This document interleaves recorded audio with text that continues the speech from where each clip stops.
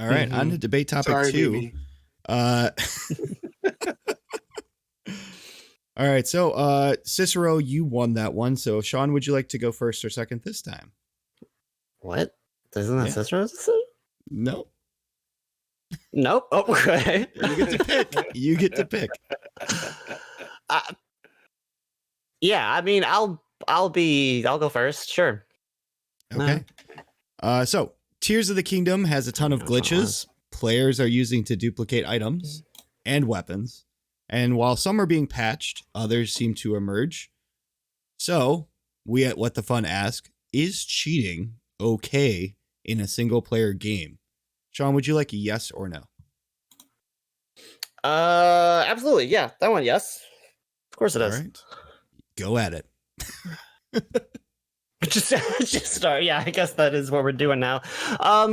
Of course it's fine to do. It's a single player game. Like, have your fun. Do whatever it takes to like maximize your enjoyment and your time spent with the game.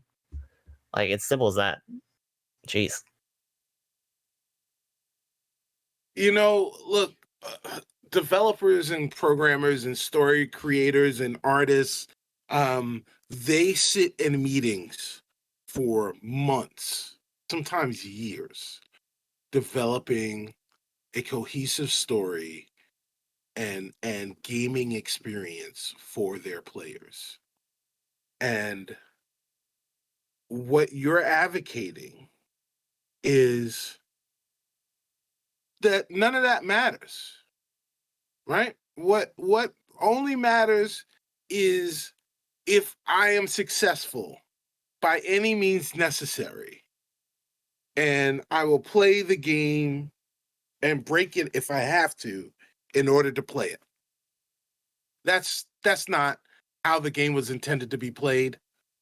Cheating is wrong all the time. Winners never cheat, and cheaters never win. That's just statistically untrue. Like, check sports ever. Like, cheaters win all the time. Cheaters win in sports, cheaters win in business, cheaters win in everything, and we accept it as a culture, and it's totally fine. They always lose their moral victories. They have nothing but moral losses. They're winless in moral losses. And what you want to do is you want to be undefeated. You want to have the immaculate game of morality. And that is when you don't cheat. When you don't cheat. When you play the game as it was intended by the developers. You honor the work that they have done to create this experience for you in the way that they designed it for you to enjoy it the most. Not by doing some other thing. And then you sit around and you're like, oh, the game's too easy because I could just break it and do whatever it is that I want to do. Oh, this game is dumb. That's terrible. Yeah, I mean, here's the thing. Single-player games, I mean, I do agree with you that in most cases, all the ones that I did bring up, other than the video gaming one, yeah, you lose a moral victory. That's because there is a victim. You're cheating someone out of something. Mm-hmm. And that's not the case with a single-player experience. Like, yes, in like business, yeah, you're cheating someone else out of their money or their job or the fruit of their labor. In video games, what you're doing is at most, and this is a stretch, cheating yourself, but really what would be cheating yourself is you spend $70 on a game and there's an answer right and you're having a bad time. You can see an answer for how you could have a better time. And if you don't take that, that's more cheating yourself than cheating at the game would be. You're assuming that you're having a bad time by playing the game as it was intended. The game is intended to be fun, right? The developer, not everyone hits what they mark. Intentions mean nothing at the end stage. Like, death of the author applies to video games as well. Whatever the authors were doing and intended, if it's not coming across and when the actual reader of whatever text it is approaching it, it does not matter what they intended. You're assuming that someone's not having fun as opposed to no, I'm assuming they're not having fun or they're having, you know, less fun than they could. Some people are agents of chaos. right? How is it chaos if it's Imagine, retained to themselves? imagine, if you will, that you're sitting down Mhm. to watch The Sixth Sense, M. Night Shyamalan's first Shyamalan the movie. Ding You're Dong. sitting, yes, you're sitting down to watch The Mhm. Sixth Sense, and you turn on the credits, and then immediately go to the last chapter to find out who Haley Joel Osment has been talking to this entire time when he said he Mhm. sees dead people. Spoilers. Right?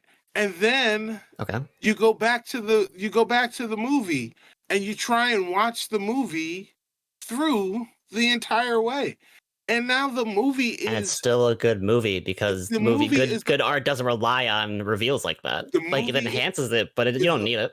the movie is effectively changed I agree. for you Mhm. because you already know going in something that you weren't intended to know until the end. Right? Now, that reveal doesn't have the impact on you that it had on everyone else because you cheated yourself out of having that experience. Now, you have every right to do that if you like to do that. But what you don't realize in that moment is what you have changed for yourself fundamentally by not being able to taste this the way that it was meant to be tasted in the order that it was meant to be tasted. You have robbed yourself of that entire taste profile, that entire journey in the way that it was intended, because you wanted to do it yourself because you thought you knew better than the experts that made it for you. Okay, so if we're going with you experience a movie or a piece of media in any way that was not explicitly intended as cheating, correct? No, not all the time, but in Because that all right, in this instance, absolutely. because you're ruining you're spoiling yourself in some way. Okay, would That's you correct. agree that for horror movies, including The Sixth Sense, there is, well, I don't know, I haven't seen Sixth Sense in a long time, so I don't know how true this is of this specific movie, but horror movies and a lot of movies in general are they are there. A large degree of what they're doing is building tension. Agreed? Correct. Correct. Yes. Okay. And it is easier to build tension when you are not talking at the screen and having commentary with friends around it. That is something where if you are watching a movie, even in a two raucous movie theater, or you're doing it with your family and friends, you, by your definition, you are cheating yourself and M. Night Shyamalan out of this movie. But I don't think any reasonable person would be saying that that is true. Although you are technically cheating there, no one would say that that is immoral or ruining the movie experience. Most people would say, "Hey, you're having a great time with this movie, and you're actually improving the experience and like having a discussion about it and like improving the way you're interacting with it." I had a great time with my friends, had a terrible time with the movie. There are plenty of movies Absolutely not. there are plenty of movies that you can have on and just watch. And then there are movies that you need to experience.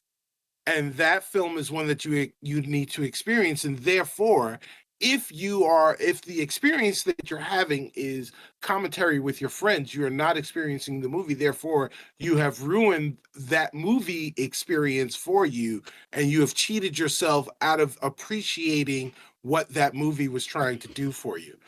Now, a movie like Fast X, a superb movie. If you want to go see that with your friends, it is cinema. This is not spin. This is me saying that is cinema. You must go see it in the movie theaters. It is absurd to a degree that turns it into art. It is unbelievable. But that is a movie that is best seen with friends in a raucous theater with people heckling the screen, at the appropriate points, because it will enhance the experience, because it is so absurd, because part of the experience is all of the kinetic stuff that's happening on the screen. So you wouldn't ruin the experience by just paying attention to the film.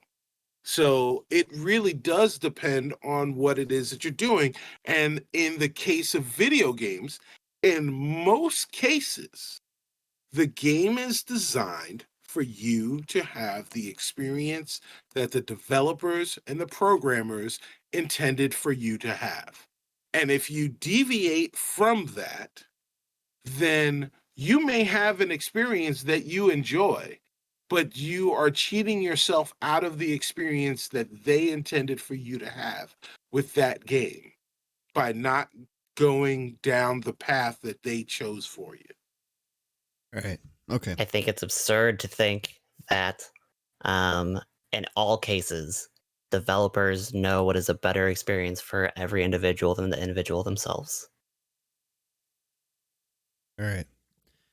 I love how you guys took this out of the box, out of the cart in this case, and brought it into major media, not just video games, movies, Video games are sports, major books, Yes. all of social, like everything. It was in there. And you guys took it for what it was. Cicero, I love how you brought up the fact that you are cheating yourself out of that prime way that the creator, the developer, wanted you to experience it by cheating. But I also think it was kind of a double-edged sword, because Sean also said, he didn't say this in particular, but if you watch a horror movie with the lights on, you're cheating yourself out of that same thing. And with friends, it's the same thing as that, because you want to build that tension. You don't want to be talking and feeling those emotions that the developer, the director, wanted you to feel, being alone and scared during scary movies. I think Sean got you on that. I think he did. That's cheating yourself at your own game, pretty much. And I think that's where he swung you a little bit. So, Sean, that's a point for you on that one. Well, I disagree, and I think you disagree as well. You let them know. Who are you?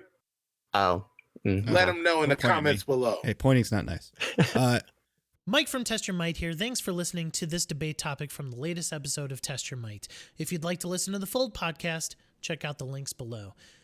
Please subscribe to the channel over to my left, and check out this playlist to my left as well. Bye.